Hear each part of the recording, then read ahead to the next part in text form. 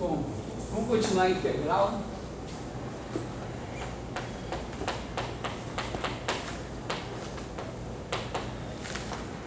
Beleza? A gente tem duas definições.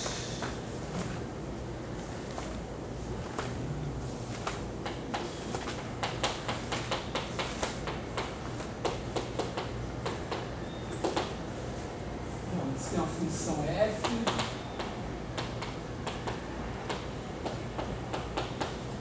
bn, vamos supor limitada.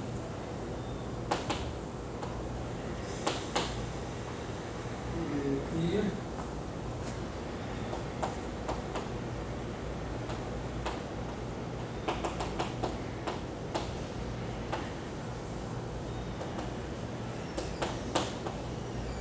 fração de AB.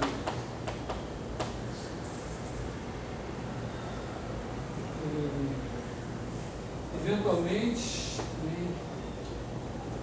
acho que vou tomar que se P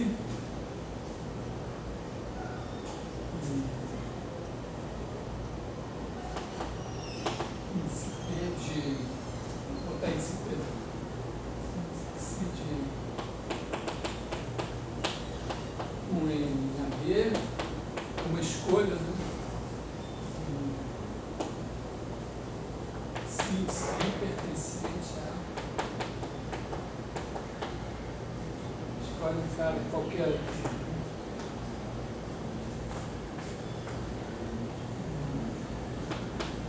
M igual a sup de F de I.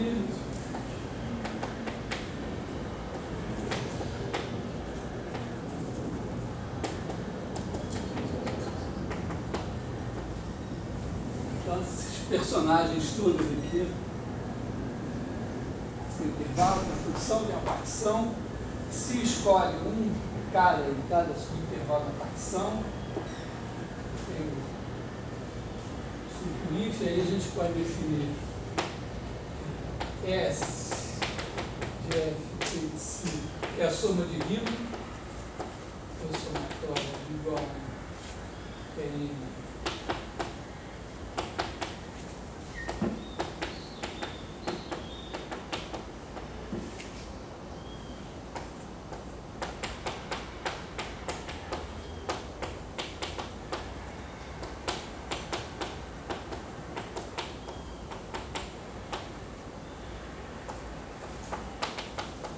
Soma superior, soma inferior.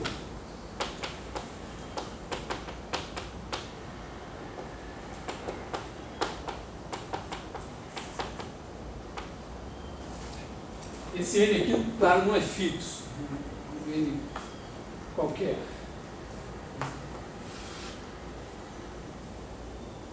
Assim, ainda tem a norma de P. É o máximo. Aí menos aí menos 1. Tem. E aí, vamos ver, definição 1.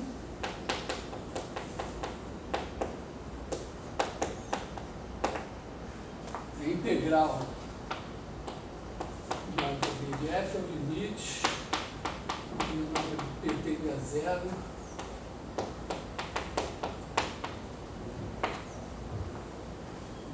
Esse limite tem que independer da definição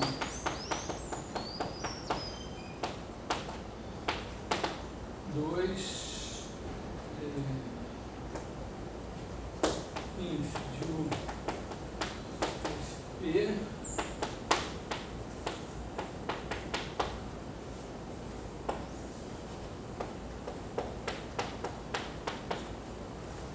se esse limite existir, da chamada integral, se esse inf e esse sup forem iguais, também é integral. E aí, a gente está, tem claro a questão, saber se essas duas definições são a mesma. Então, proposição.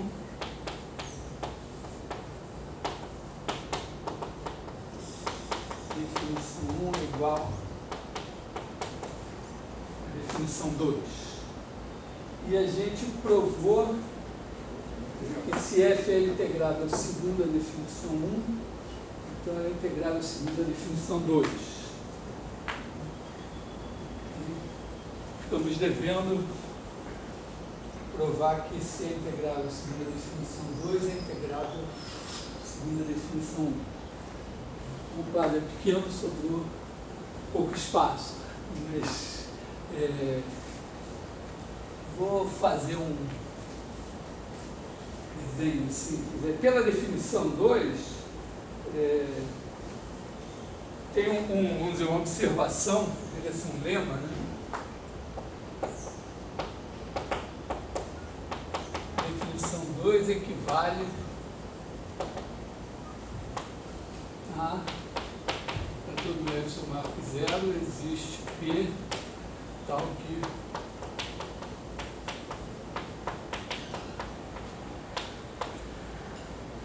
basicamente porque você tem aqui as U's de FP e aqui as L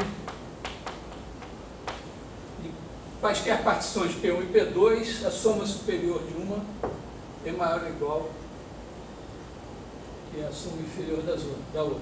E na verdade, aqui no meio você ainda pode botar L de F P1 união P2 e U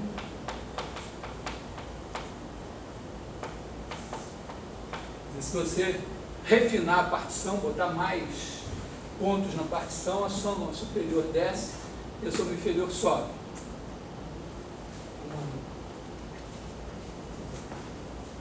Razão mais ou menos óbvia isso.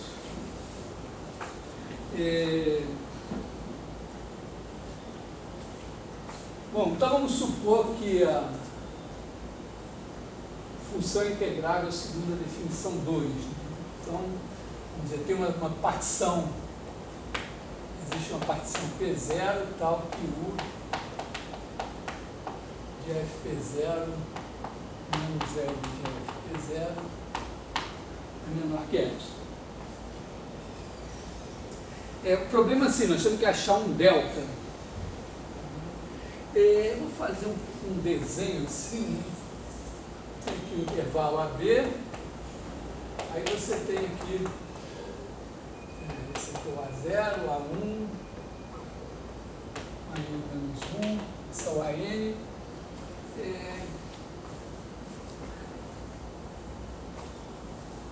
A questão é a seguinte, né? Se eu pegar uma partição qualquer e fizer a soma de Riemann para ela, eventualmente, vamos pegar um delta pequenininho, vamos pegar assim um delta,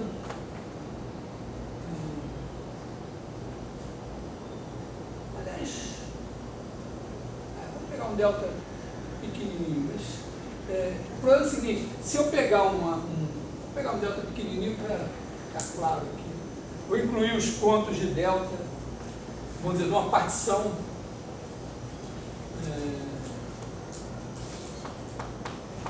P com norma menor que delta. Então você vai ter uns pontos aqui assim, eventualmente.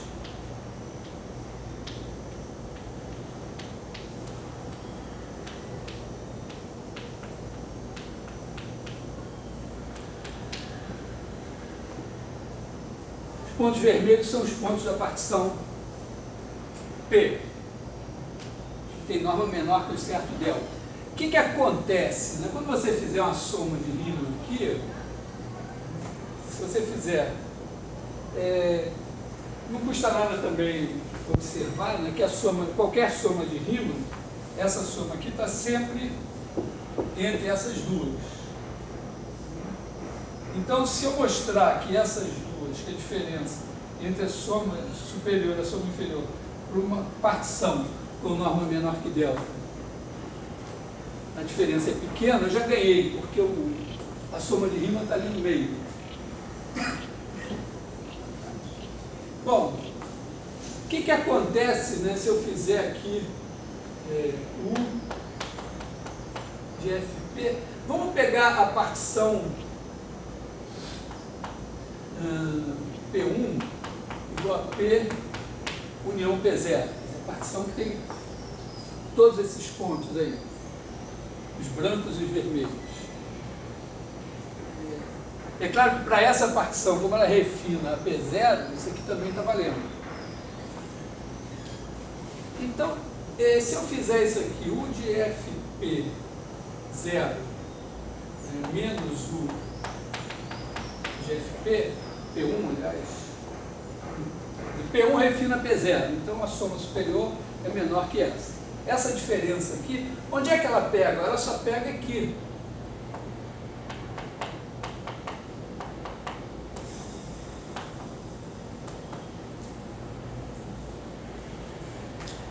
Ela pega mais... não vou nem fazer o U de FP, vou fazer logo a soma de rima. Somatório S.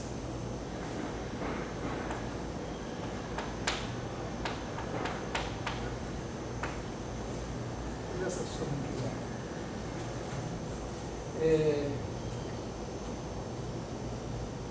Aqui, ó. Professor, dá licença. A professora está pedindo umas 14 folhas brancas. Sinto muito, estou dando aula agora. Não tem folha. Tem não? Desculpe, mas... Sabe qual a professora que você está falando? Eu estou falando, sabe? Uma de cabelo aqui, esqueci o nome dela. Não sei. Acho que ela falou que esse nome, por isso que ela pediu aqui. Eu não tenho. Ela fala para ela.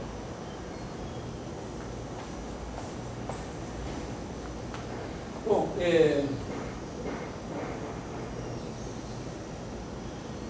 aqui, ó, vamos fazer, tem problemas aqui eventualmente, mas onde o bicho pega é aqui. Aqui pode ter uma diferença importante nesses pontos aqui. E por quê? Porque pode ser isso também, se eu fizer U de F, P0. Esse aqui, eventualmente, você pode... Quer dizer, você está olhando esse intervalo, você está olhando nesses pontos aqui, está tudo igual. Os intervalos são comuns às duas partições. Agora, aqui tem uma diferença, né? Quer dizer, nesse daqui, você pode... ter um sup em P0 que esteja, vamos dizer, do lado de cá. Então ele vai ser o mesmo sup em P1 do lado de cá. Mas do lado de cá, o sup de P0, que continua sendo o mesmo, vai ter uma diferença. Então essa diferença aqui, na soma desses intervalos, é que vai criar o meu problema. O que eu posso fazer? Acontece, que é muito importante aqui, que a nossa F é limitada. Né? Então eu posso, vamos dizer, posso pegar eu estou trabalhando aqui, vou pegar esse cara aqui. Posso pegar um M igual a sup de F de AB menos inf de F de AB. Qualquer diferença entre sup de F qualquer coisa no intervalo, ou inf de F qualquer coisa no intervalo, é menor ou igual que M. Então, a diferença que pode acontecer aqui nesse pedacinho aqui, vai ser menor ou igual que M vezes esse tamanho aqui, que é menor que delta. Então, no fim, a minha expectativa é o quê? Que essa diferença aqui seja menor que M vezes delta, que é o tamanho desse intervalo aqui, vezes o número de pontos que eu tenho aqui, que é N menos 1.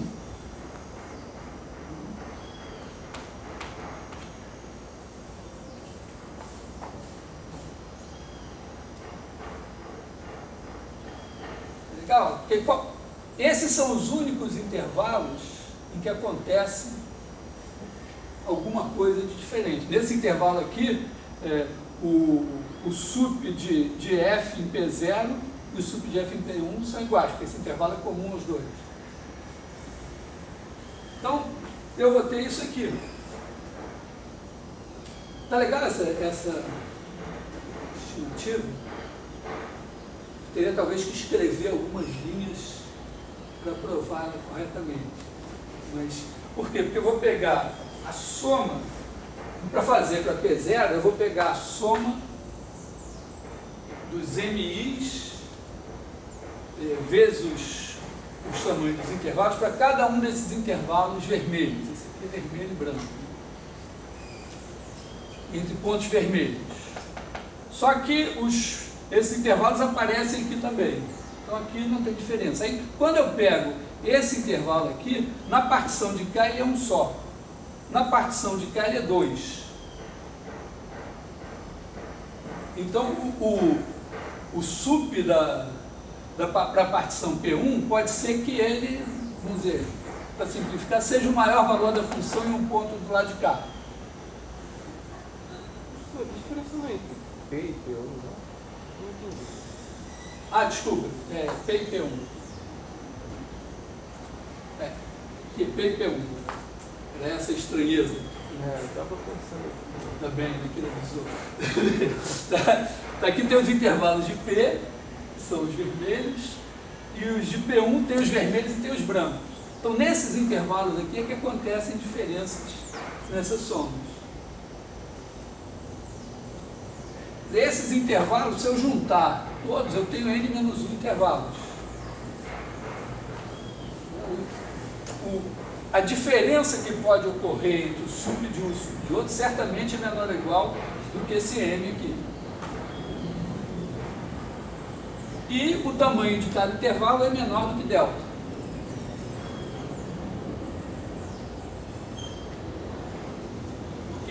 Os subintervalos de P são menores do que delta. Eu acrescentei pontos, então a norma da partição também não pode aumentar. Bom,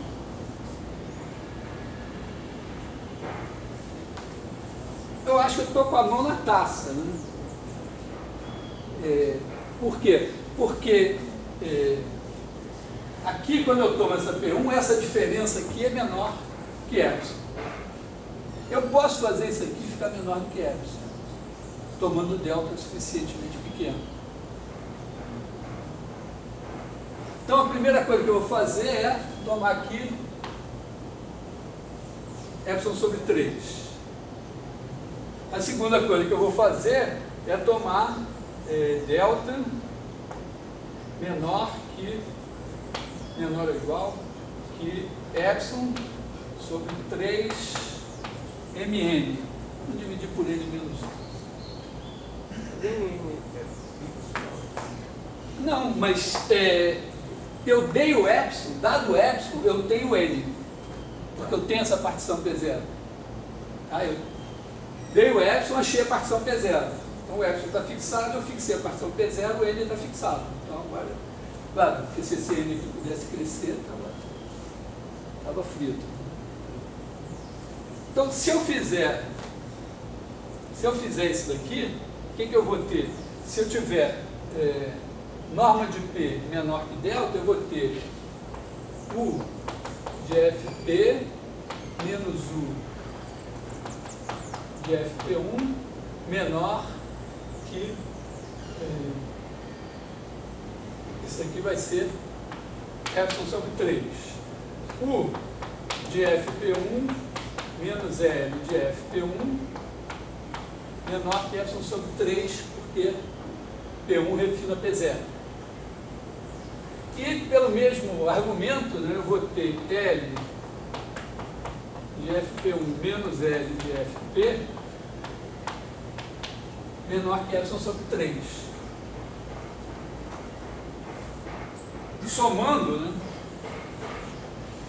Somando eu tenho U de FP menos L de FP menor que epsilon.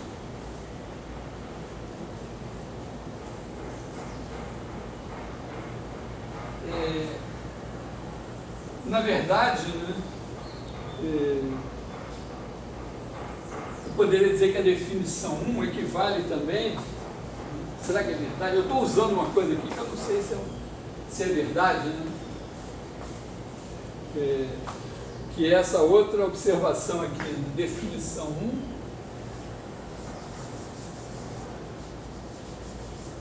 Equivale a dizer que para todo epsilon maior que zero existe delta maior que zero, tal que norma de P menor que delta implica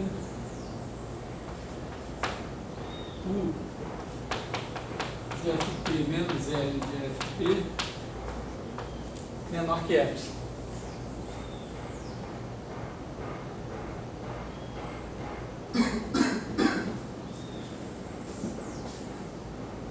Acho que sim, né? Porque isso aqui claramente implica que a função é integrável por essa definição aqui. E que tem então esse número que vai estar sempre entre esses dois. E a soma de Riemann, correspondente a uma partição qualquer com norma menor que delta, vai estar entre essas duas também. Então a diferença vai ficar menor que esse epsilon. Então foi o que eu usei para ver aqui. Que é a definição 1.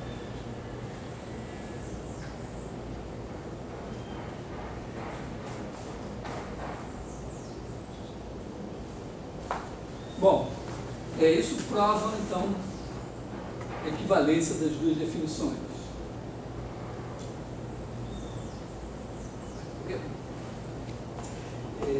Mas isso traz uma coisa interessante, né? Porque os problemas que acontecem, como as nossas funções são limitadas, os problemas que acontecem, que são a variação da função ser muito grande, né, no intervalo, eles têm que poder ser, vamos dizer, isolados dentro de um conjunto de medida pequena. Foi o que eu fiz aqui, ó. Eu tinha problemas nesses pedacinhos aqui. O que eu fiz? Eu garanti que a soma desses intervalos onde eu podia ter problemas era pequena.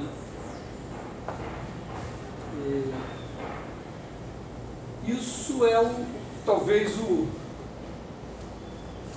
uma coisa importante para a gente discutir, né? Porque o Riemann, quando ele define a integral, ele coloca já desde o cara assim, qual é a questão que ele coloca? Ele coloca assim, ele diz, a gente tem que investigar o quão descontínua pode ser uma função para ainda ser suscetível de ser integrável. Então, e essa questão vai, vamos dizer, o Riemann dá uma primeira resposta parcial, o critério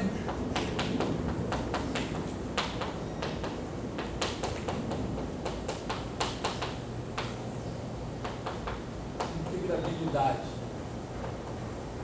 Num espaço aí de algumas décadas, acho que não chega a meio século, né, você tem Riemann, coloca a questão, começa a responder, depois vem um cara chamado Dubois-Reymond,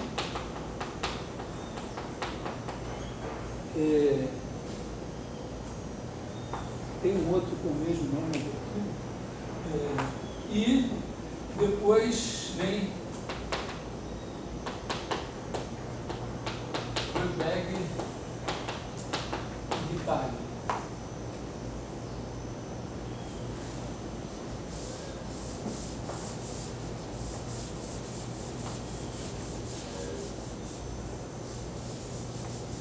Então vamos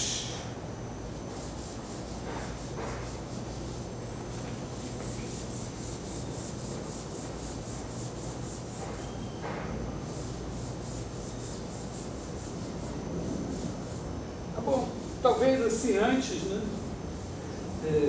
dar um exemplo de uma função que não é integrável ali, um exemplo clássico, né? Você pega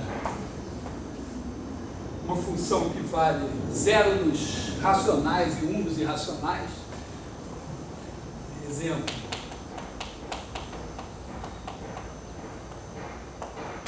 f de 0, 1 em R que leva x em 0 se x pertence a Q e 1 se x não pertence a Q. Então essa função não tem jeito, porque qualquer partição que você pegue, o sub da função, na verdade o máximo da função em qualquer subintervalo é 1. E o ínfimo, que é o mínimo, é 0. Então a diferença entre qualquer soma superior e qualquer soma inferior vai ser 1. Tem conversa. Embora, né, já que a gente sabe a definição de conjunto de medida nula, sabe que os racionais são conjunto de medida nula, você poderia dizer, poxa, mas a função vale 0 no conjunto de medida nula. No resto, ela vale 1, então a integral dela deveria ser 1. Mais ou menos isso, talvez, que o Lebesgue tenha em mente ao começar o trabalho dele. O livro do Lebesgue é interessante porque ele analisa as definições de derivada anteriores e tal, até propor uma nova. Um outro exemplo que é interessante é também uma f de 0, 1 em R, que é parecido, só que bota 0 nos irracionais, aqui tanto faz, né? 0, 1 você pode trocar. E aqui você põe 1 sobre Q, x igual a P sobre Q, irredutível.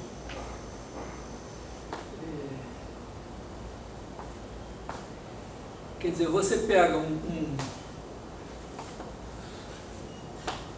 número no intervalo 0, 1, se ele for irracional, 0. Se ele for racional, você escreve na forma P sobre Q irredutível e pega 1 sobre Q.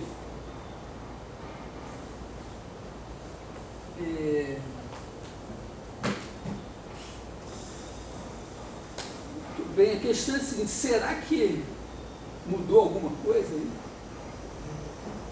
Eu diria que mudou uma coisa bastante importante, que é o seguinte, quantos números, observa o seguinte, quantos números x existem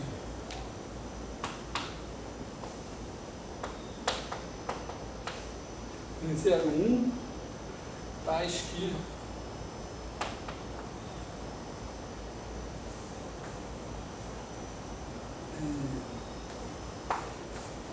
para não pairar a dúvida, né?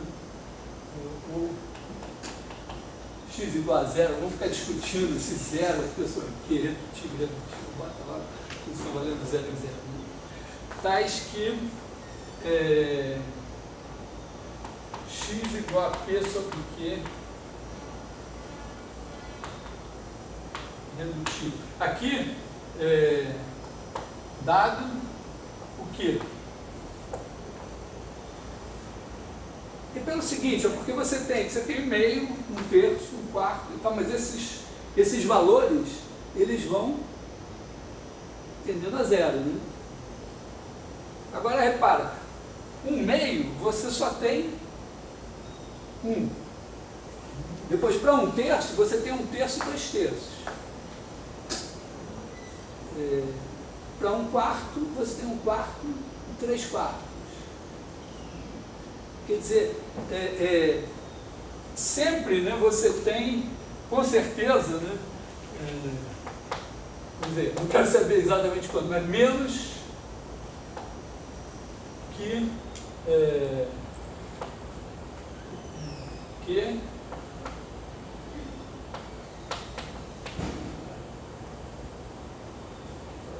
exagerando, né? Eu até posto logo que é menos 1.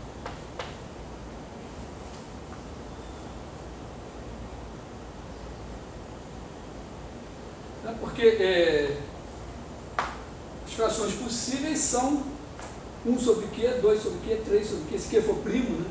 Até Q menos 1 sobre Q. Então você tem, se você vai até Q, Na verdade, aqui não é isso aqui, não. X igual a P sobre Q. Na verdade, eu quero mais do que isso. Né? X igual a P sobre Q. Tais que F de X é maior ou igual que 1 sobre Q. Então você tem Q menos 1 para Q, Q menos 2 para Q menos 1. Então você, na verdade, tem a soma, no máximo a soma dos Q menos 1 primeiros números, que é Q menos 1 sobre 2. Então tem um número finito. Significa o seguinte, imagina que você dá um certo epsilon maior que 0. E aí você quer olhar para as somas superiores e as somas inferiores. Como aqui o intervalo é o intervalo 0,1, bom, o ínfimo da função em qualquer intervalo é 0. E o sup é o máximo, vai ser uma coisa, vai ser 1 sobre Q, esses 1 sobre Q quaisquer. Então, em quantos pontos, digamos que você tem aqui 1 sobre Q, 1 sobre Q menor que epsilon.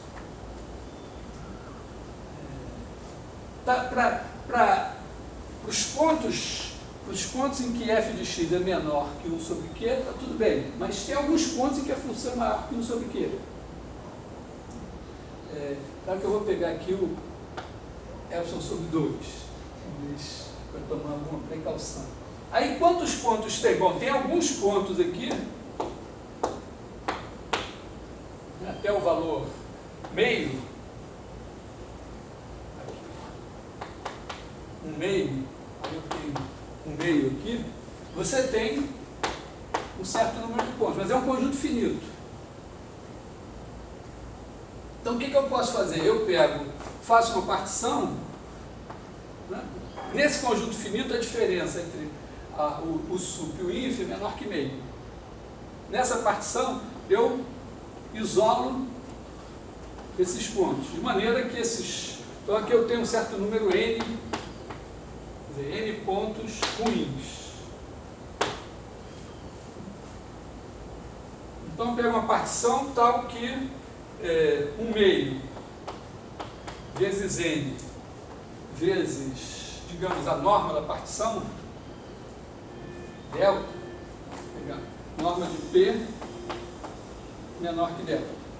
Isso daqui fique menor que epsilon sobre 2. Então o que acontece quando eu pego a minha partição de norma menor que delta?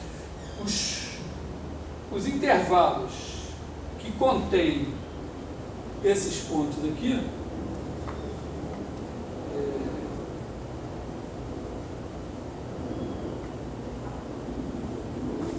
assim, para tomar uma precaução, é o seguinte, esse ponto aqui, por azar, ele pode estar exatamente na extremidade dos intervalos.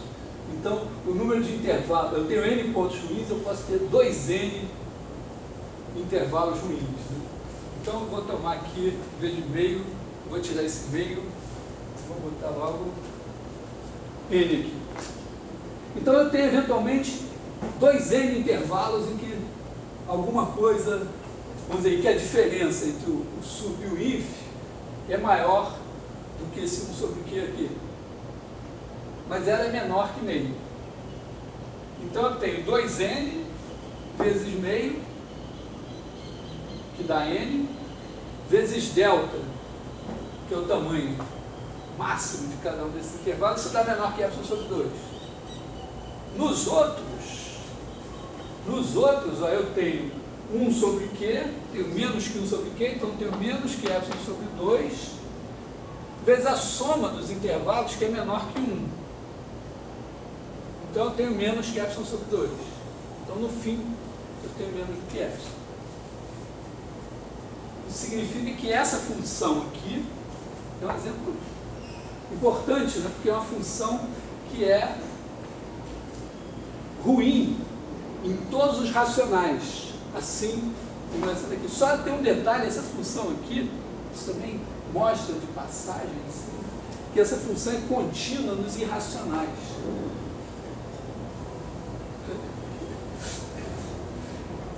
Porque, olha só, eu pego um irracional, eu dou lá um epsilon, o valor da função desse irracional é zero. Aí eu dou um epsilon e eu quero mostrar que uma vizinhança aqui está todo mundo aqui dentro. Então, o que eu faço? Eu pego esses pontos que são em número finito, tais que 1 sobre Q deles é maior do que epsilon, eles são todos diferentes desse cara aqui, porque ele é irracional. Então, tem um mínimo, a distância deles a esse ponto tem um mínimo. Se eu pegar o delta menor que esse mínimo, todos esses pontos vão estar fora. Vou escrever, vou dizer assim, ó, F, essa F aqui, F1, F2. F2 é contínua nos irracionais.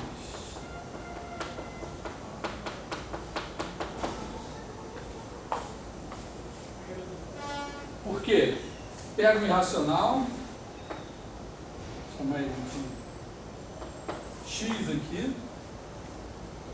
Então existe um número finito, Q1, Q2, Q3, Q4, para todo epsilon maior que zero, conjunto dos Q pertencentes a Q, exceção 0,1, tais que F2 de Q é maior que epsilon, é finito.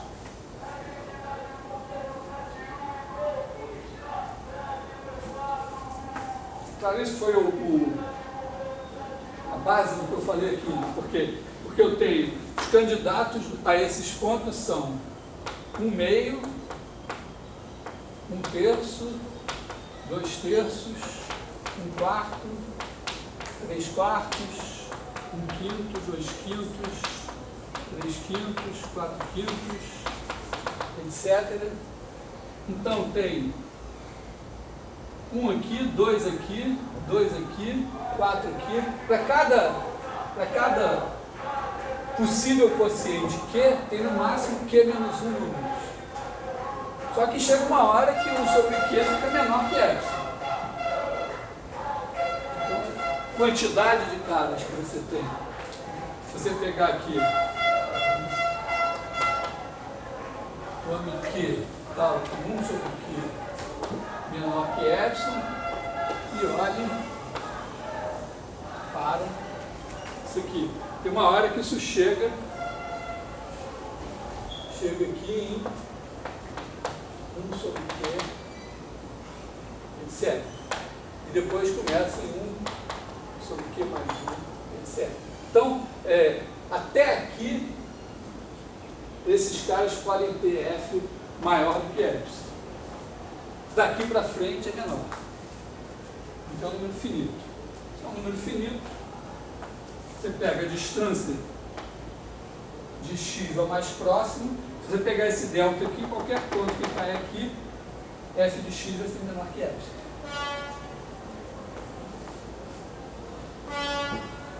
Então é um exemplo importante, até tendo em vista o fato de que, no final das contas, o critério do Lebesgue diz lá no livro dele que ele mostrou na tese dele a suficiência da condição, e depois o Vitali mostrou a necessidade, ele também, independentemente.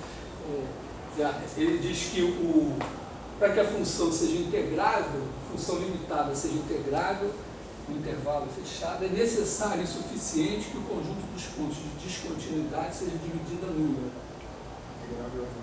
Integral é rima.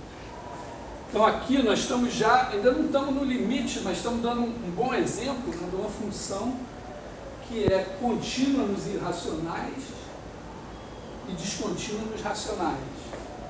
Então, o conjunto dos pontos de descontinuidade é enumerável por conta de um número.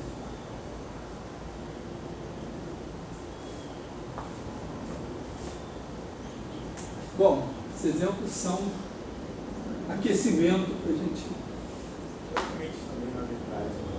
Não, porque aqui ela é descontínua em todos os pontos.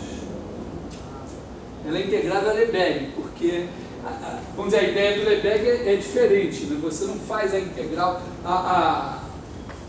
bom, eu não falei que é a integral de Lebesgue, mas imaginando assim, a integral de Lebesgue, porque qual é a limitação da integral de Riemann? Na integral de Riemann a gente só sabe medir intervalos. Então, na integral de Lebesgue, você começa, uma das maneiras, começa aumentando a classe dos conjuntos que você sabe medir. Por exemplo, você pode dizer, ó, o conjunto dos irracionais entre 0 e 1 tem medida 1. Então aí você começa a ter mais conjuntos que você sabe medir, e uma das maneiras de dizer assim seria a seguinte, né? Na integral de Riemann você vai integrar essa função, você parte esse intervalo em pedaços e vai somando aqui. Na integral de Lebesgue você parte esse intervalo aqui em pedaços e olha para cada valor o conjunto dos pontos que estão entre esses. Quer dizer, cada intervalo aqui você olha o conjunto dos pontos que estão entre esses dois valores. Uma analogia que eu vi uma vez é como se a primeira, na integral de Riemann, é como se você tivesse que contar moedas, você se contando uma a uma. E na segunda você faz pilhas de moedas de mesmo valor. Claro que no caso do Riemann, você não tem muito, vamos dizer, se você não fizer o trabalho da medida antes, você não sabe eventualmente medir, né, o conjunto que é a imagem inversa desse cara. Pode ser meio complicado.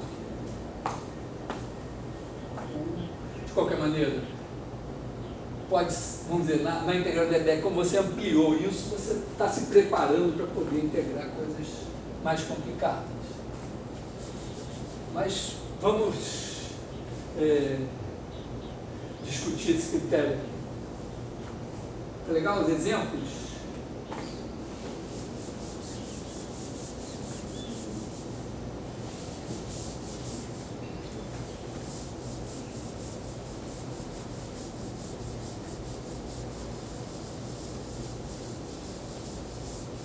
Talvez assim, como aquecimento ainda, seja bom provar que toda função contínua é integrável.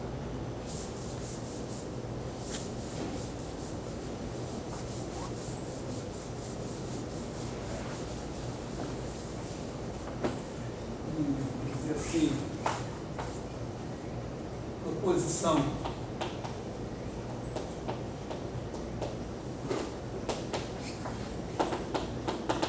F de AB contínua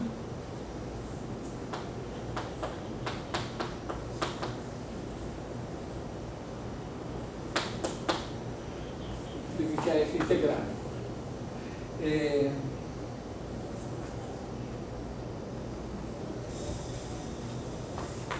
A melhor maneira, talvez, de demonstrar isso é usar que a função contínua é uniformemente contínua.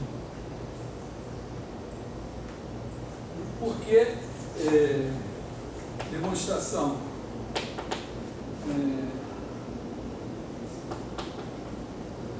nome F contínua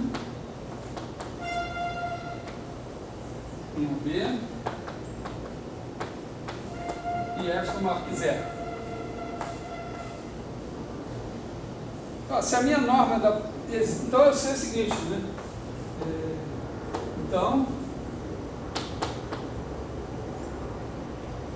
podemos tomar delta maior que zero, tal que norma de x menos y menor que delta implica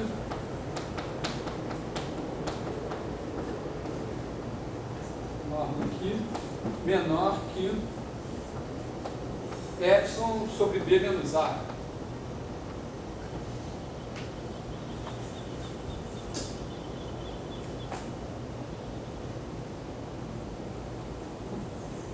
assim, por uma... Vai dar um menor ou igual, provavelmente, no fim, vou deixar assim mesmo. Tá? Aqui eu estou usando que a função contínua é uniformemente contínua, isso vale. Então segue o quê? Que se a norma de P menor que delta, implica que em qualquer subintervalo da partição, isso daqui vai valer. Então a diferença entre o f de x e o f de y vai ser sempre menor do que isso. Se eu pegar uma sequência tendendo para o sup e outra tendendo para o inf, eu vou ter essa desigualdade aqui com menor ou igual. Implica o quê? Que mi menos mi é menor ou igual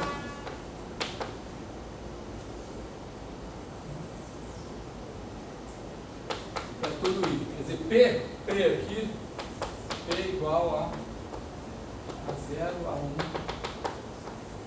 1, a n. Porque se eu tiver AI menos 1, AI aqui, se eu pegar um x e um y aqui, essa desigualdade está valendo. Então, o x, por mais próximo que ele esteja do sup, e o y, por mais próximo que ele esteja do inf, a diferença entre os valores vai ser menor que essa. Passando ao limite para chegar no sup e no inf, vai valer essa desigualdade assim. Então, isso daqui implica que o GFP menos L GFP é menor ou igual a S. Esse B menos A aqui vai somar tudo.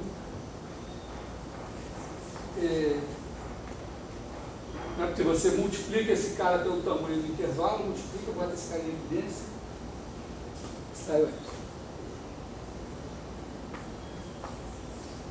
Bom, então isso demonstra, né? Talvez assim, um momento de glória desse curso até agora, da continuidade uniforme, funções contínuas, intervalos fechados.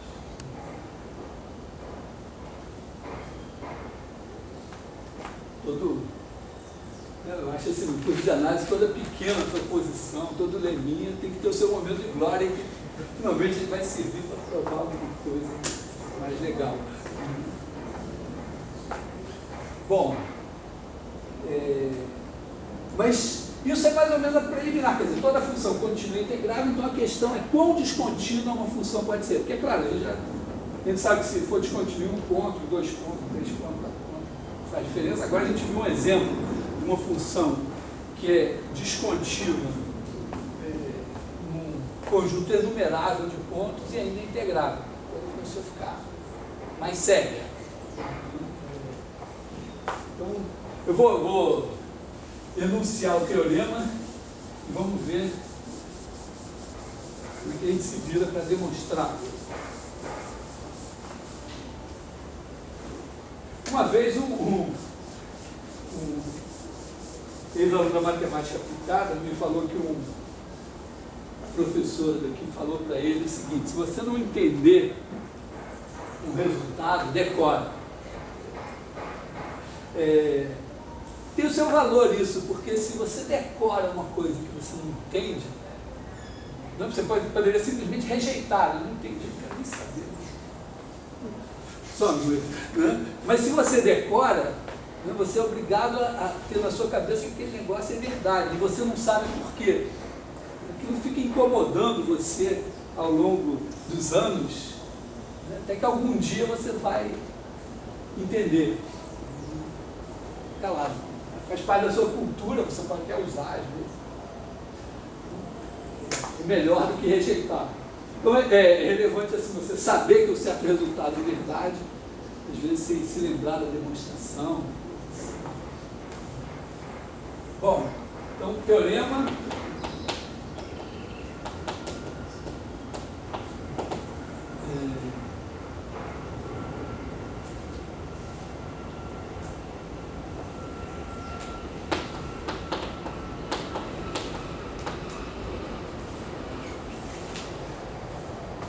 está sendo se F também é limitado,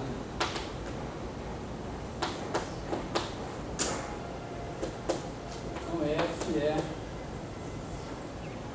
rímel integrável.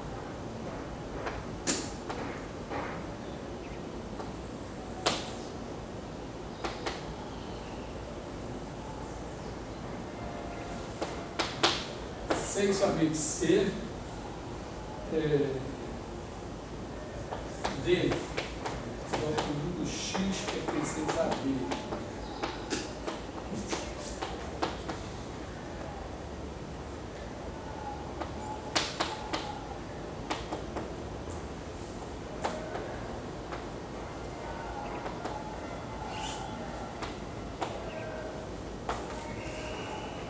O que significa de medida nula? X contido em R é medida nula se para todo F marca 0 existe família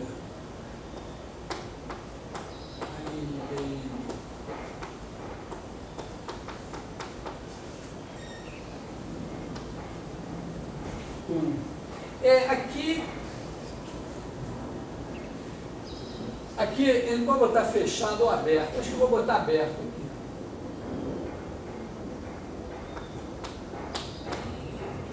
Mas tanto faz. Acho que eu vou botar assim. Isso aqui significa que tanto faz ser aberto, fechado, semi-aberto. Com, bom, primeiro, X contido na união dos AN e BN. E 2, somatório de N igual a 1 infinito de BN menos AN menor que epsilon. Bastante razoável, né? Se você tem uma coleção de intervalos, você sabe medir cada um deles. Extremidade maior menos a extremidade menor. Se você tem uma união de intervalo, uma união enumerável, você soma as medidas. Isso, se os intervalos forem disjuntos, isso é a medida da união. Se eles não forem disjuntos, isso é maior ou igual, ainda se eles gostarem só, do que a medida da união. Se o cara está dentro da união, então a medida dele tem que ser menor ou igual que a soma das medidas dos intervalos. Se ela é menor que epsilon, então o cara tem medida menor que epsilon para todo epsilon. Bom,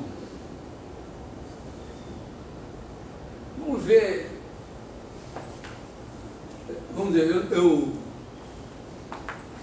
ao anunciar o resultado, é claro que eu não vou eu já estou atropelando o processo histórico de construção desse teorema, eu já estou com o resultado final. Mas, vamos examinar, primeira coisa, vamos examinar o conjunto dos pontos de descontinuidade, porque o que acontece? Perto de um ponto de descontinuidade, os valores da função não precisam estar todos próximos.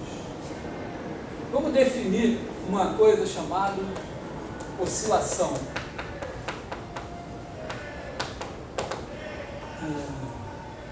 F, na verdade esse F aqui podia ser de um espaço métrico, né?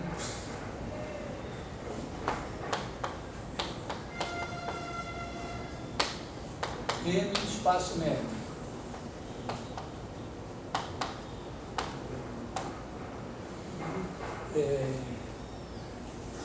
E um X em N. A oscilação de F em X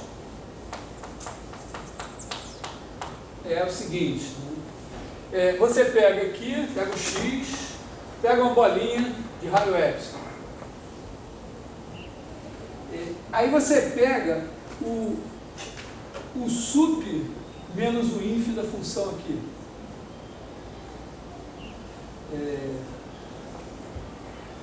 Claro que como a função não está sendo suposta limitada, esse sup menos o inf pode ser até infinito. O que acontece se a função for contínua? É claro que quando você pega assim, sup de f de y menos f de x, x e y pertencentes à bola de raio epsilon e sendo x.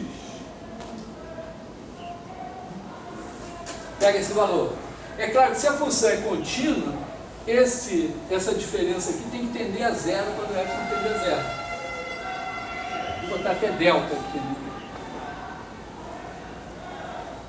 Por quê? Porque você dá um delta, dá um epsilon, você quer que essa diferença aqui fique menor que epsilon para algum delta.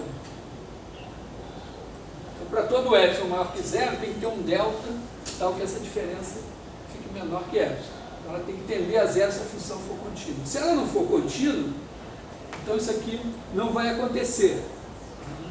Então, agora, é claro que quando você pega um delta menor, isso aqui diminui.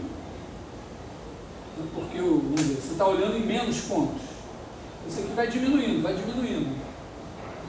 Então, vamos dizer assim, você poderia dizer que a oscilação de f em x é igual ao limite, quando o delta tende a zero mais, disso aqui. Que é igual também ao inf, né? Desses valores aqui. Esse sup de f de y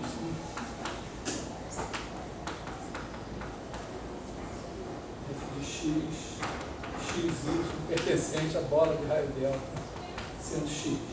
É claro que nessa minha definição está incluída a possibilidade desse valor ser infinito.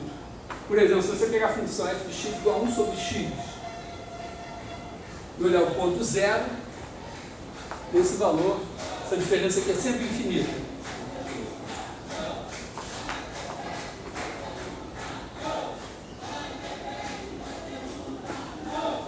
Bom, então isso daqui, é claro, bom, a nossa função sendo limitada, problema de ser infinito não tem. Mas isso nos diz, né? Quer dizer, quando você está tentando integrar a função, tem aqui o ponto x. Aí você quer pegar, você faz uma partição, isolou o ponto x dentro da partição. Bom, o que acontece aqui? Se a oscilação de f, se esse tamanho daqui é um certo delta, e a oscilação de f é menor que um certo n,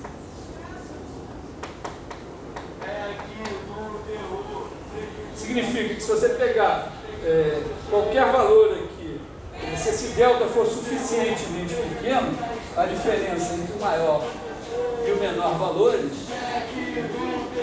tem que ser menor do que n.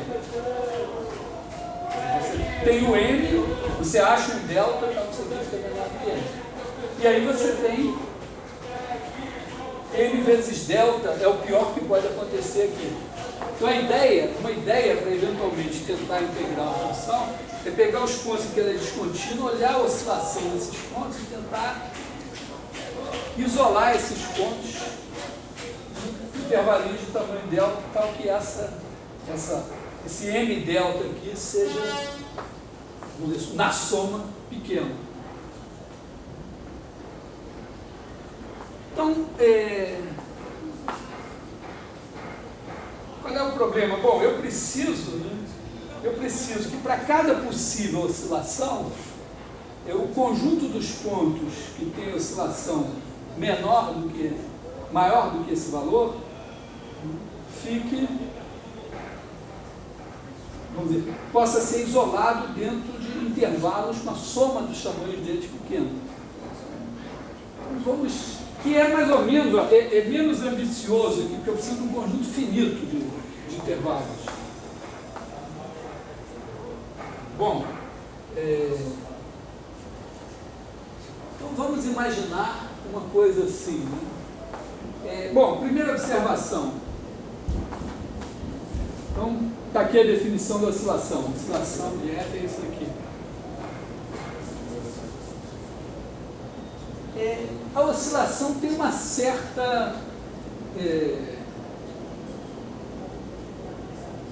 Repara o seguinte, se a oscilação de F em X é menor que um certo valor A, o que acontece? Eu pego o X, tem uma bolinha aqui, de um raio delta,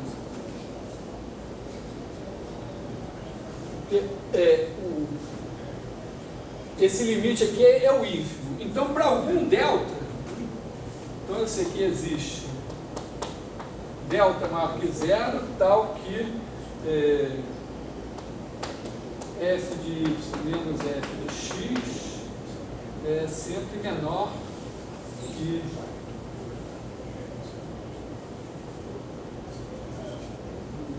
vou botar assim, sempre menor que a para todo x, y. Porque esse ínfimo vai ficar abaixo de A. Então tem alguma bolinha tal que essa diferença aqui é menor que A. Na verdade aqui eu posso botar até o sup.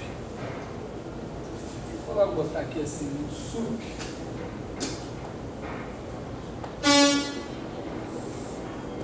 De f de y menos f de x.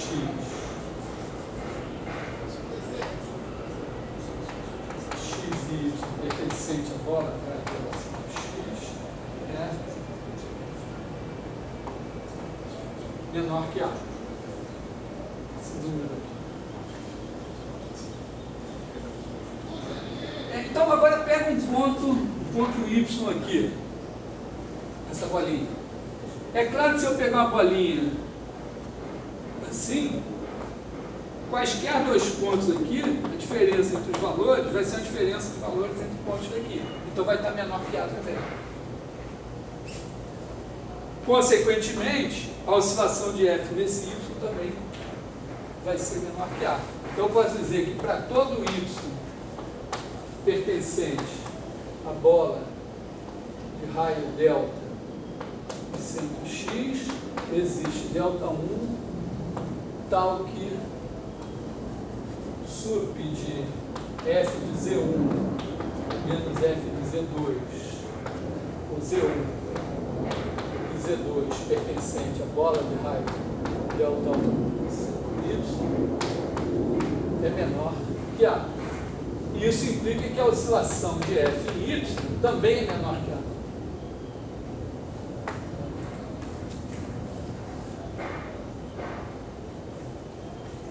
Então isso é importante porque o conjunto do x, está escrito a oscilação de f em x é menor que A, é aberto. Então, acabei de provar essa proposição aqui.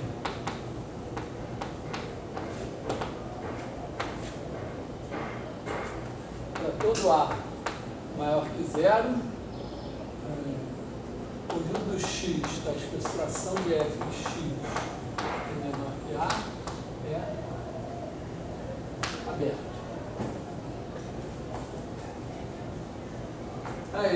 Toda vez que eu tenho que pegar uma bolinha dentro de uma bolinha, eu acho melhor do que pegar um intervalo dentro do intervalo. Acho melhor fazer espaços métricos do que em N.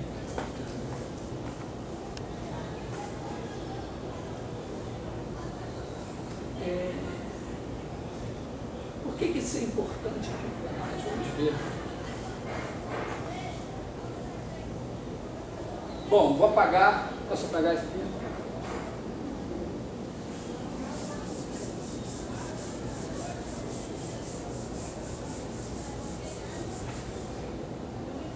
Então, vamos ver, eu estou tentando integrar uma F. Então, vamos tentar provar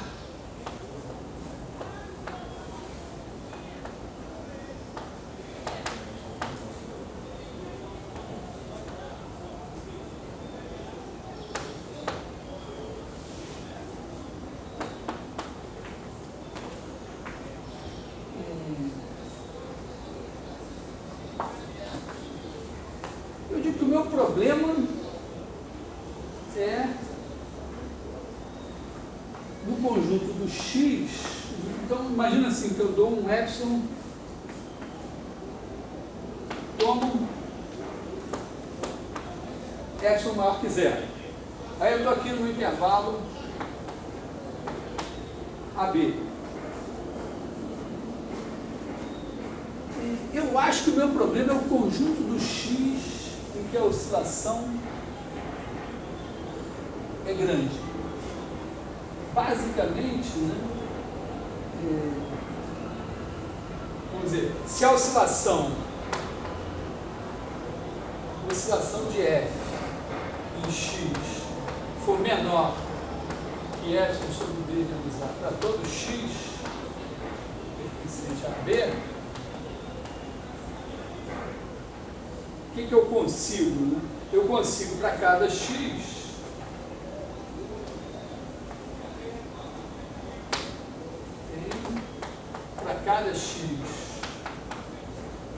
em AB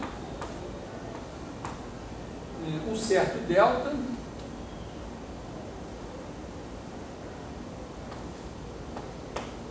tal que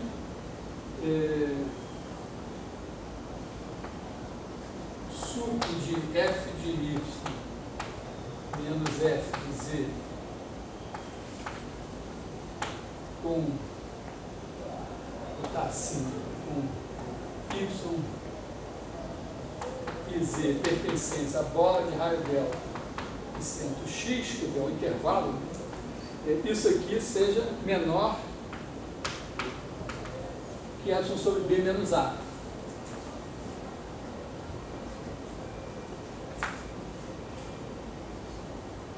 Quer dizer, eu estou dizendo, se a oscilação for menor que isso daqui, está tranquilo. Por quê? Porque eu vou pegar uma partição. Se eu pegar uma partição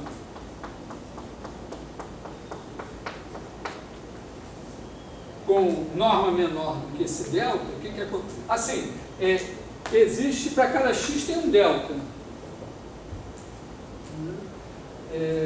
Será que tem um delta que serve para todos?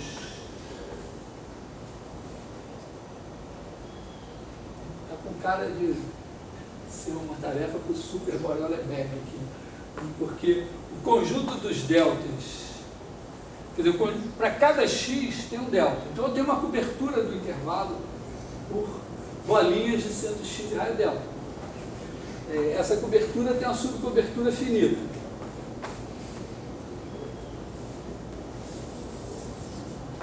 Então, eu tenho aqui uma subcobertura finita. Então, tem aqui o x1, x2, x3, etc. Aí aqui tem uma bolinha, aqui tem uma bolinha. Bom, o que acontece? Se eu pegar dois caras nesse intervalo, vale isso. Será que se eu pegar uma parte... Então, eu tenho... o conjunto das bolas de raio, vou botar assim, existe o delta x, vou botar assim, né, dos bolas de raio delta x e centro x é x pertencente ao meu intervalo AB. Esse conjunto cobre AB. É uma cobertura aberta. Então tem uma subcobertura finita. Então eu tenho subcobertura finita. A subcobertura finita, vamos ter o x1, x2, etc. Tem um certo xn aqui. Pode até botar eles em ordem.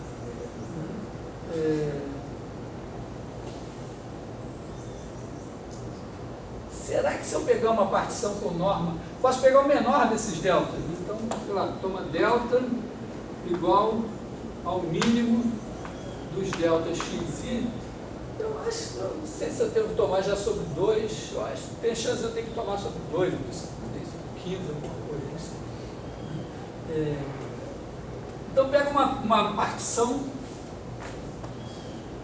com norma delta.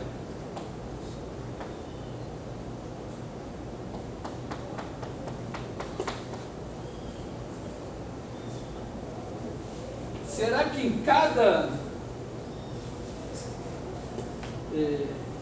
subintervalo dessa partição eu vou achar um xi?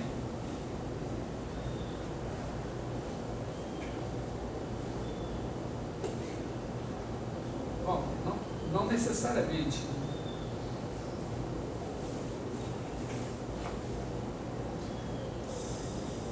Mas, para cada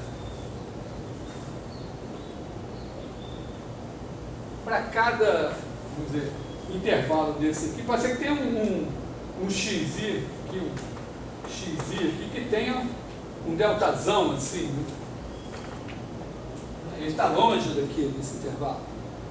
Mas esses dois caras estão dentro do intervalo dele.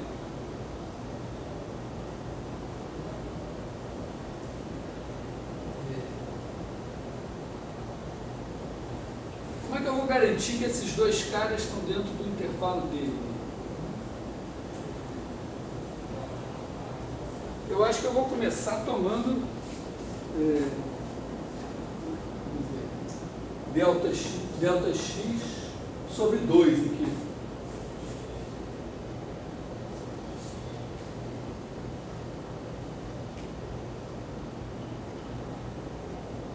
E aí eu vou pegar dos delta xi sobre 2. Por que isso?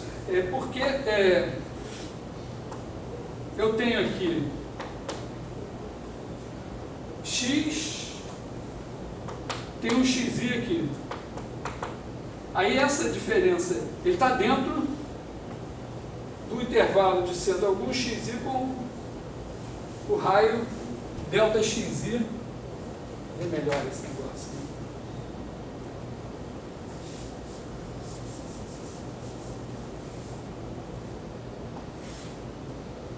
Tem aqui um x. Peguei um x qualquer aqui. Aí tem um xi, tal que esse tamanho aqui é delta xi sobre 2. Porque a união desses caras é uma cobertura. Então está aqui dentro. Agora eu pego um y, tal que essa diferença daqui é menor que delta, que é menor ou igual que delta xi sobre 2. Então, com certeza, se eu pegar aqui isso tudo aqui agora, mais delta xi sobre 2, quer dizer, soma desses dois é delta xi, os dois estão aqui dentro. Se os dois estão aqui dentro, o f de y menos o f de x estão dentro da bola de raio delta xi desse cara, então a diferença entre os valores deles é menor que epsilon sobre b menos a.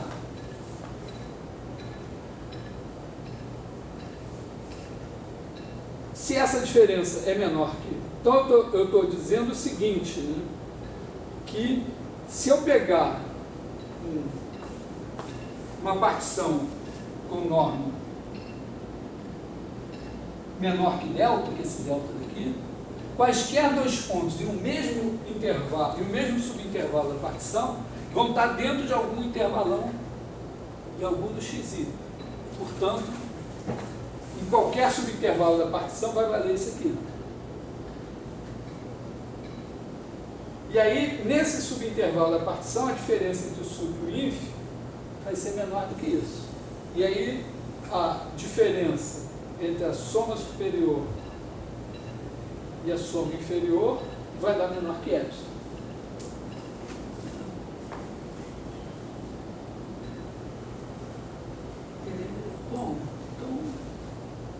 bom. Então, eu preciso mostrar.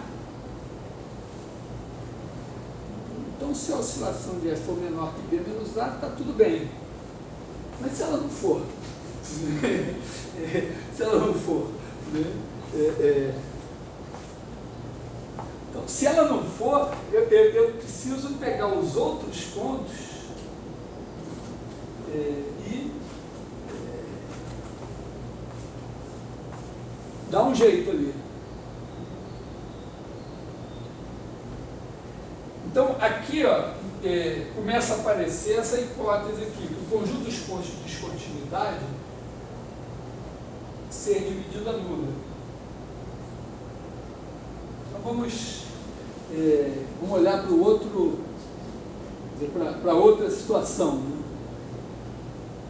Então, vamos dizer assim, o conjunto dos pontos onde a oscilação é menor que F sobre B menos A,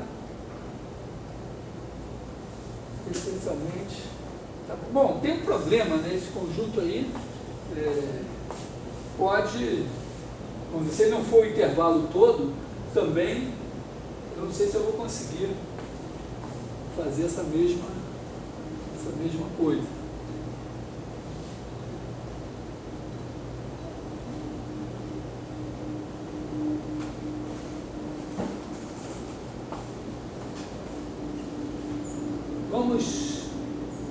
Vamos olhar agora para os outros. Bom, deixa eu apagar o quadro aqui, porque não tem mais espaço.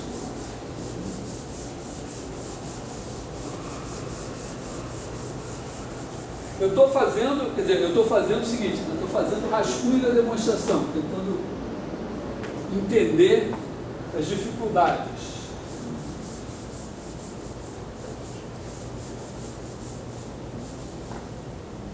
Agora pega o conjunto do X. Uma observação importante aqui, para a gente situar, é o seguinte, ó, D, conjunto dos pontos onde a função é descontínua. A função é contínua sem somente ser a oscilação, ela é contínua em X, assim, F é contínua em X, sem somente ser, a oscilação de F em X é igual a zero. Foi até a motivação que eu tive para definir a oscilação. Então, D, eu posso dizer que é o seguinte, D é igual a união de N pertencente a N, de Dn, onde Dn é igual ao conjunto dos X pertencentes a AB, tais que a oscilação de F em X é maior ou igual que 1 sobre N. Esse é um truque muito legal, você dizer conjunto X, onde F de X é maior que zero, alguma coisa é maior que zero, é a união enumerável escrita dessa maneira.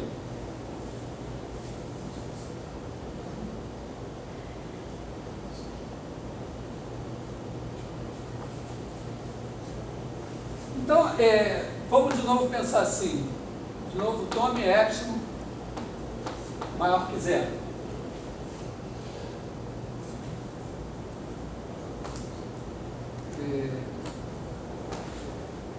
Separe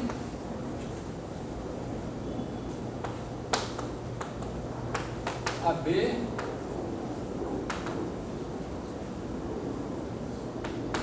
em dois conjuntos.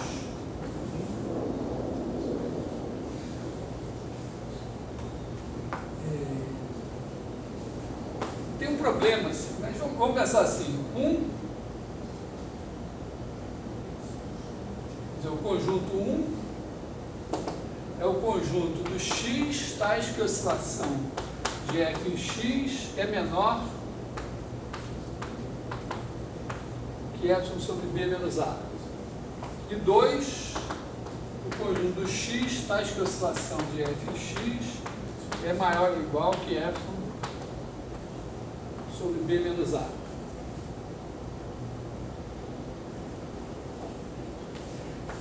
Na verdade, note que F é é limitado. Logo, existe M tal que M finito, né? Tal que a oscilação de f em x é menor que M é todo x pertencente a B.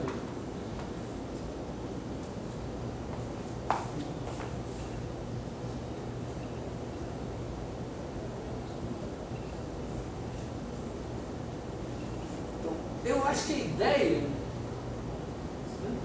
deve ser o quê? Garantir que esse conjunto daqui eu posso colocar dentro do número finito de intervalos. Então imagina o seguinte, suponha que existe intervalos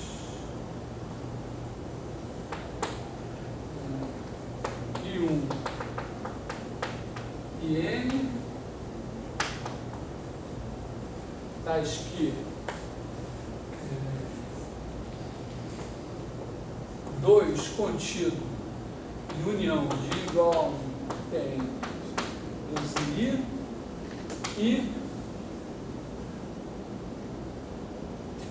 somatório de igual a 1 até N da medida dos I é menor que quanto que eu preciso? Eu preciso epsilon sobre 2 N vezes B menos A, uma coisa assim. Tá? A medida do intervalo, vou chamar aqui medida de AN BN desse intervalo é igual a BN menos AN. Medida do intervalo é a medida do intervalo, é o comprimento do intervalo. Vou usar o μ.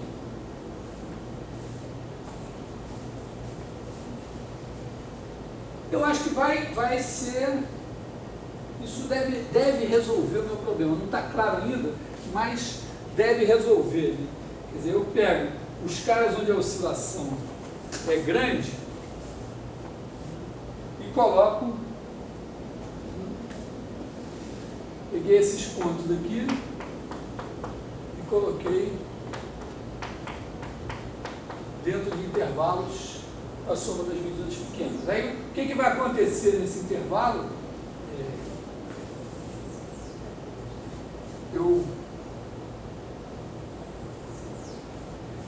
Que epsilon sobre 2n deve acontecer que a contribuição desses caras aqui para a soma na minha partição, claro, peguei esses intervalos aqui, eu tenho que agora completar a minha partição. Está aqui o intervalo ali.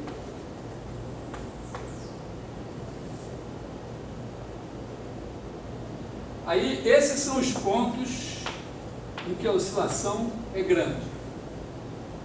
Coloco e isolo eles. Nos outros, o que sobrou aqui fora, a oscilação é pequena. Razoavelmente pequena. Eu ainda preciso resolver o meu problema direitinho aqui. Mas eu acredito que a minha fonte de problemas aqui está resolvida. Quer dizer, se eu pegar uma partição que inclui esses intervalos, cada vez que eu pegar 2 pontos aqui dentro, a minha esperança é que a contribuição disso para a soma de Riemann seja pequena. Não está muito ainda, muito claro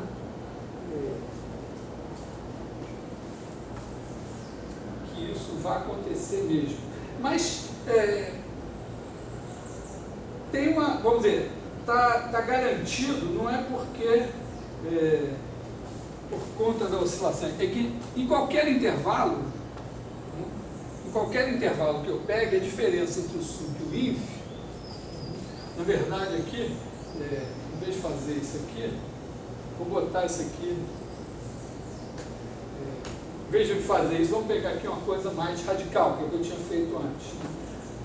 Tal que sup de F de AB menos inf de F de AB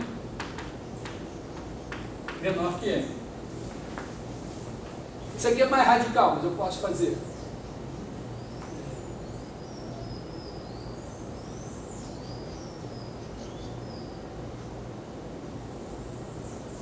Aí, aqui não tem problema, quer dizer, esses intervalos aqui, a diferença entre o sup e o inf é menor do que n, se a soma das medidas é menor que epsilon sobre 2m menos a, eu tenho uma contribuição que é menor que epsilon sobre 2.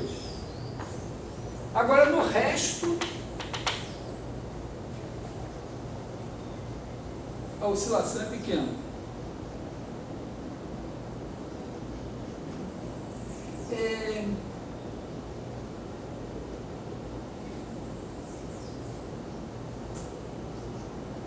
Tem um probleminha aqui, é o seguinte, né?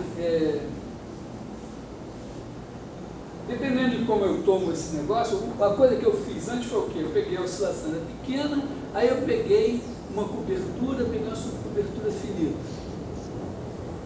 Só que ali era a cobertura do intervalo AB fechado, que eu sei que é compacto. E se eu tirar esses intervalos fechados aqui, eu vou ficar com uma coisa que não é legal. Né? Talvez eu possa fazer assim, intervalos abertos, assim,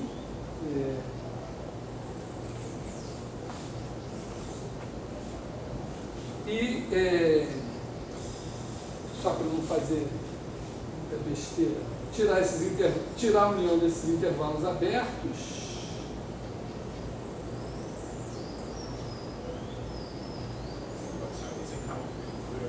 Hã? Pode ser que você calma com o intervalo do.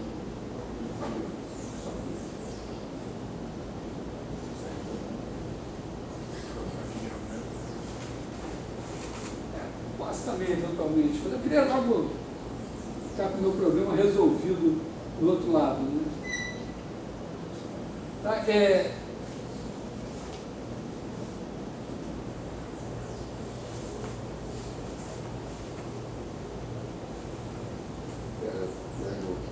Bom, eu pego esses intervalos aqui, vamos dizer, eu pego aqui, se eventualmente tomar sobre 4, e depois aumentar os meus intervalos um pouquinho. Tá? Eu peguei esses intervalos aqui, aí eu pego onde eu tinha o intervalo AI, BI, aqui assim, eu pego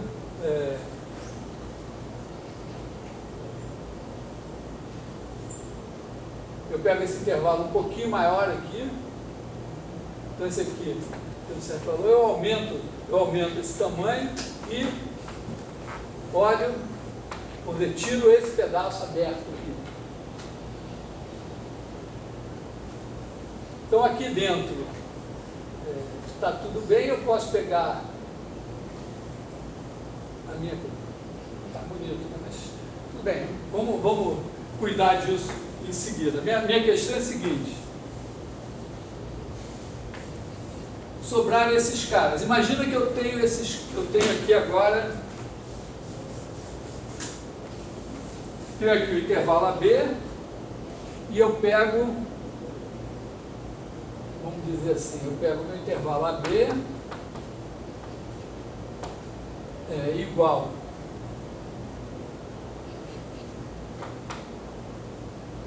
a um certo K1 união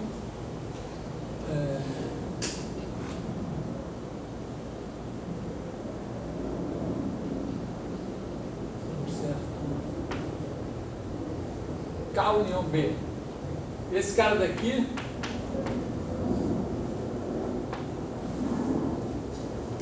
compacto. E esse B aqui vamos dizer, com B igual a união de intervalos abertos,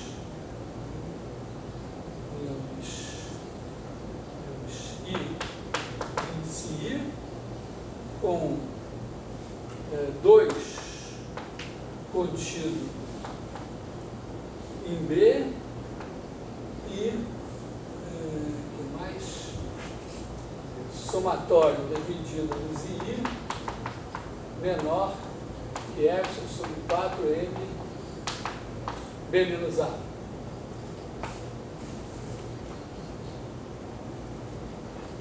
Posso fazer assim, né? Esse 4 talvez seja até dispensável. Então eu pego a união dos intervalos e pego o K, é o que sobrou, ele é compacto. Aí o raciocínio que eu fiz antes para o conjunto do X, onde a oscilação é menor do que isso daqui, se aplica a K. Então eu vou ter no final das contas a seguinte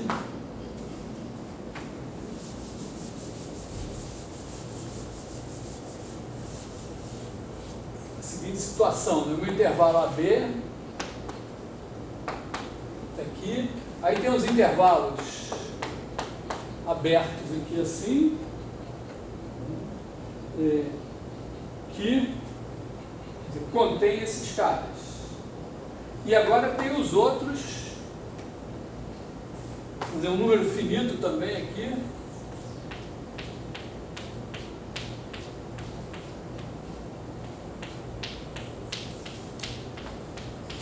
que dão a minha cobertura aberta boa para o K.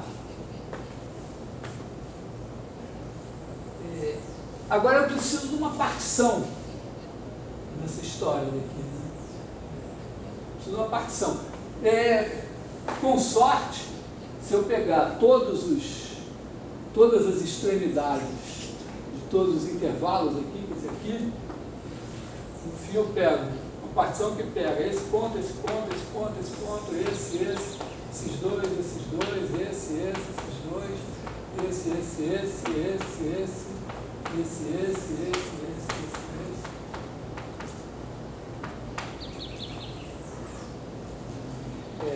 Minha expectativa agora é que se eu pegar nessa partição, fizer a soma superior e a soma inferior, a diferença vai dar menor que epsilon. Minha expectativa. Vamos ver, vai dar certo?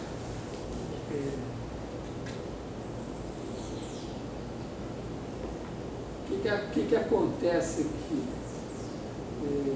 Vamos dizer, se estiver dentro do intervalo vermelho, se os dois pontos estiverem dentro do intervalo vermelho, quer dizer, aliás, eu posso pegar a norma da partição.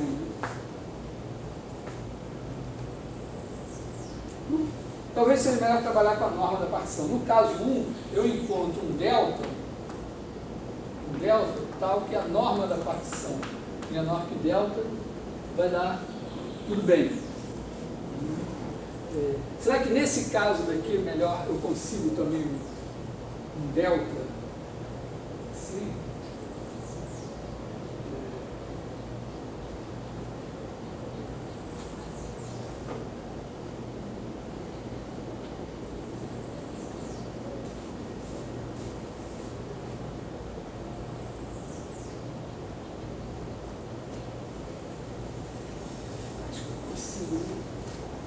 Eu estou tendendo a achar que o melhor seria isso, seria achar um delta, apagar esse lado de cá, desisto de deixar ele polo.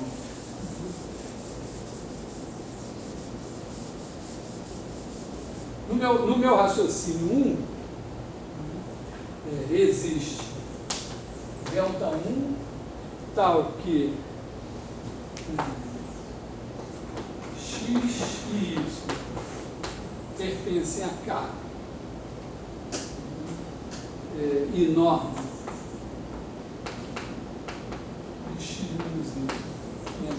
delta implica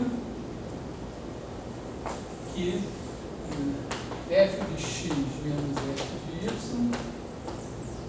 é menor que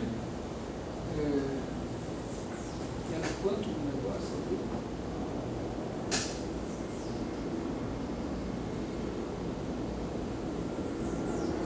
Menor que epsilon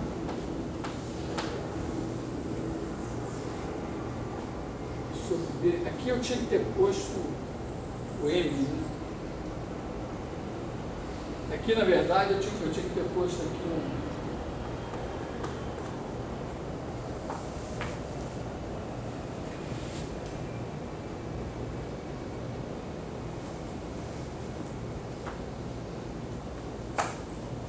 Ter posto aqui um sobre m.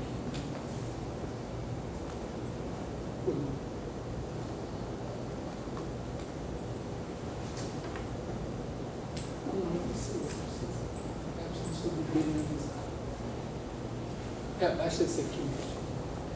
Porque aqui já está valendo isso. Então, quando eu pego a partição de norma menor que delta, se esse intervalo estiver contido na parte boa lá da coisa, eu tenho isso aqui, 2 pontos aqui, a diferença entre f de x e f de y é menor que epsilon sobre b menos a, vai multiplicar pelo tamanho do intervalo aqui, medida do intervalo, aí soma esse negócio, a soma das medidas do intervalo é menor que epsilon sobre b menos a, tinha pelo menos um 2 aqui eu tenho que botar. E essa contribuição aqui vai dar menor que epsilon sobre 2. E a de cá vai dar assim. Agora eu preciso também o delta que me garanta que esses intervalos aqui tenham sejam bons.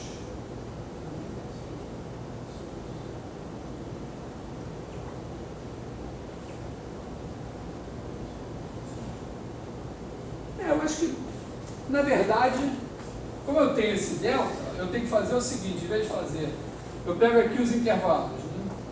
Tem aqui A1, B1, A2, B2, A3, B3, etc. Está aqui o intervalo AB. Então, se eu pegar coisas aqui dentro, não me importa o que vai acontecer aqui dentro, porque isso está garantido, tá? Que o sub menos o I da soma das medidas desse intervalo está tranquilo. Agora eu pego no resto, né? No resto, eu pego raio,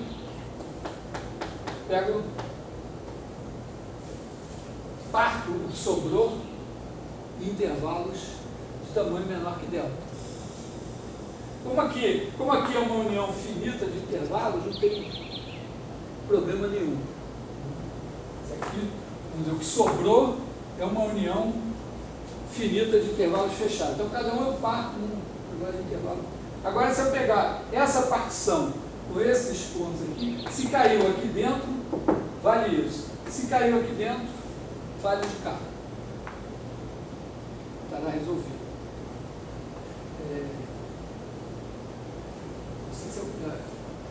Bom, o desafio é agora escrever isso corretamente. Vamos dizer assim, bom exercício.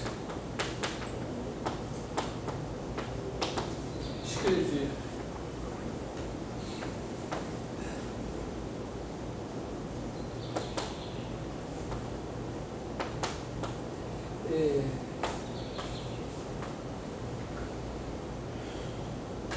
Mas está claro as ideias? Não sei se eu vim aqui pensar em voz alta diante de vocês. Mas, no final das contas, a história foi essa. A gente pegou o conjunto 2 dos caras que tem oscilação alta, oscilação grande, e botou dentro de uma união de intervalos abertos de medida pequena. O que sobrou é um compacto onde todo mundo tem oscilação menor que esse tanto aqui. Eu botei aqui, devia ter posto 2. Aí, esse cara daqui, eu sei que se eu tomar um delta suficientemente pequeno, a diferença entre 2 pontos menor que delta vai fazer com que a diferença entre o sup e o inf vai ser menor que esse tanto. Então, se eu pegar esse tanto daqui e multiplicar pela soma dos comprimentos dos intervalos, não esses, os que sobraram desse aqui, vai dar epsilon sobre 2 vezes b menos a vezes a soma dos comprimentos, que dá menos que b menos a. Então, uma multiplicação menor que epsilon sobre 2. E o que está acontecendo aqui dentro vai dar, aqui esse 4 desnecessário, vai dar uma contribuição menor que epsilon sobre 2 também, no fim, tem menos que epsilon. O que isso tem a ver com a nossa história, né? Repara que eu precisei fazer uma cobertura finita para cada um desses caras aqui. Só para fechar a última ideia, porque isso era mais ou menos, esse trabalho até aqui, eu não sei exatamente como é que ele fez a parte lá que eu usei no compacto, mas o de Barremont, ele tinha chegado mais ou menos até aqui.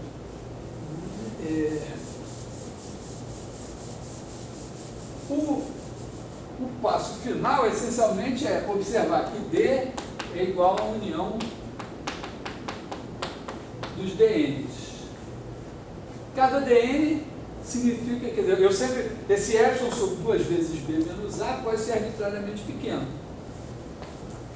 Mas, não, o conjunto dos x, tais que a oscilação de f em x é maior ou igual que alguma coisa, digamos epsilon, né?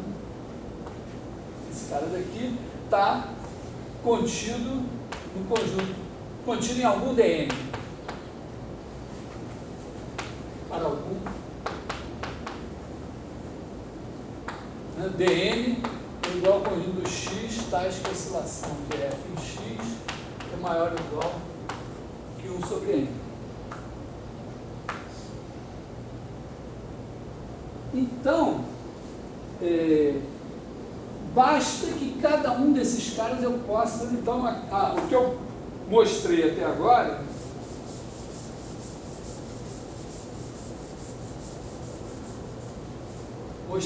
até agora é que, vamos dizer, f será integrável se para todo n pudermos cobrir Tn por I1 e M com somatório da medida dos I J igual a 1 Tn, arbitrariamente pequeno.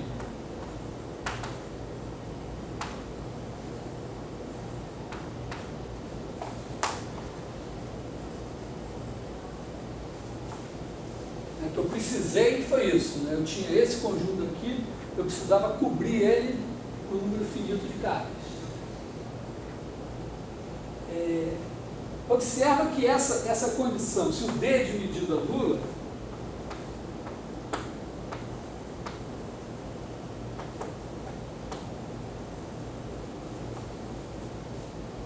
isso é equivalente a cada um dos DN ser de medida nula. Porque como cada um deles está contido em D, se esse é de medida nula, esses são de medida nula. Como a união enumerável de conjuntos de medida nula vai ser de medida nula, o truque, quer dizer, cada um você cobre esse para buscar com o tamanho epsilon sobre 2, outro epsilon sobre 4, epsilon sobre 8, epsilon sobre tanto. Então, aí a união de todos vai ser coberta por uma união de intervalos com epsilon sobre 2, mais epsilon sobre 4, mais epsilon sobre 8 e tal, epsilon. Então, como a união de enumeráveis união enumerável de conjunto de medida nula é de medida nula, então o D de medida nula, sem somente C, cada Dn também é. Então, no fundo, o que a gente está dizendo é que a F vai ser integrável, essencialmente, sem somente ser para cada um dos DNs, isso aqui podia acontecer. Bom, tem um probleminha, né? Aqui, medida nula, eu tenho uma cobertura enumerável. Eu preciso de uma cobertura finita. Só que os meus DN é compacto. Por quê? Porque o conjunto dos pontos de oscilação menor que epsilon, eu provei que é aberto. Então o complementar é fechado. Só que o fechado dentro do intervalo AB, que é fechado, vai ser fechado mesmo e limitado, então vai ser compacto. Então, se eu tiver uma cobertura enumerável do DN, ela vai ter uma subcobertura finita. Então, se eu tiver DN contido na união de N pertencente a N, um certo JN, com o somatório da medida do JN menor que epsilon, com certeza eu posso pegar J1, JN1 até JNM, tal que DN esteja contido K.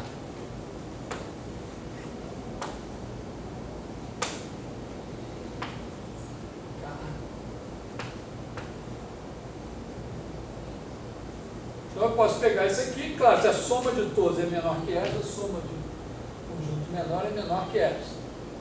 Então, o fato do D ser de medida nula vai garantir que cada um dos DN é de medida nula, mas na verdade a cobertura enumerável dos DN pode virar uma cobertura finita. Aliás, em geral, né? Quer dizer, se você tem um conjunto de medida nula, se ele é compacto, quer dizer, se ele é fechado e limitado, então a cobertura enumerável pode virar uma cobertura finita. Então, a possibilidade de fazer isso daqui estará garantida se o D for de medida nula. Ao mesmo tempo, se cada um desses pudesse ser coberto por uma quantidade finita assim, a união vai ser coberta por uma quantidade enumerável, o D vai ser de medida nula.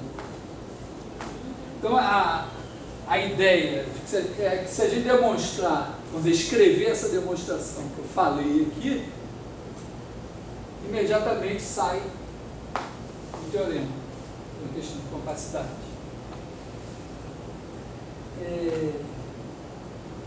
Não sei se eu sempre escrevo essa demonstração, ou se eu exijo que vocês escrevam na prova. Não sei se eu digo que vocês escrevam na prova, vocês vão copiar o livro. Mas tem que escrever essa demonstração direitinho. Certamente está... vocês encontrarão essa demonstração bem escrita numa das boas casas do ramo. O importante é entender aqui o papel da oscilação e da compacidade nessa história.